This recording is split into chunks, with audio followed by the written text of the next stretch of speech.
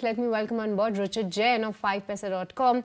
Very good afternoon, Ruchit. What's your first take on the benchmark indices? Because today, not just we opened on the weaker footing, we just got weaker day by day, tick by tick, and 600 points cut on the bank Nifty. Do you believe that going ahead, apart from HDFC Bank, other banks could join the suit of the weakness?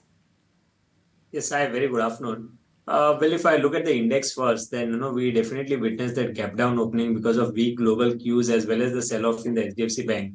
Now, what happened that before this midweek holiday, a lot of positions of put writers were there in 20,000 strike price. Since 20,000 was surpassed, we went towards till 20,200. And being a round figure, usually it attracts option sellers. So 20,000 put at significant writing positions, and as we broke that 20,000 mark in the first half an hour itself, I think these writers went to cover their positions, and that's why we witnessed a follow-up selling throughout the day, and markets continue to remain under pressure.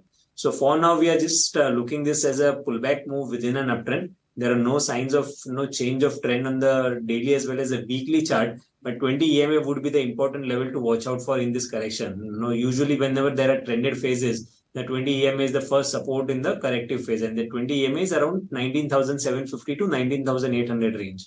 So we are not going short on the markets for now. This around 19,750, 19,800 markets could form a support, and again we should see a positive from there. Yes, if we close below 19,750, then ideally that would be a concern for the markets.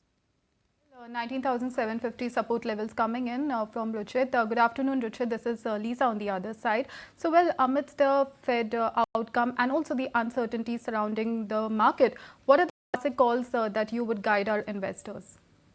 Yeah, good afternoon, Lisa. So I have a couple of buy recommendations, and amongst that, two buy recommendations. The first one is from the PSU name. So ideally, I am keeping a combination of stocks which are low beta names as well. So considering if the market turns volatile, usually the risk would be less in the PSU low beta names, and one of them is Petronet. So stock had recently given a good consolidation from a good breakout from a long consolidation phase, and last 3-4 trading sessions we have seen a pullback move. Now, ideally, if you look at the price volume action of Petronet during the breakout, the volumes were quite good. And when stock has corrected, the volumes are quite low. So, which is in fact a positive structure. So, I think here downside seems to be very limited irrespective of the market momentum. So, one can go long on Petronet with stop loss below 233 for potential targets of 250 and beyond.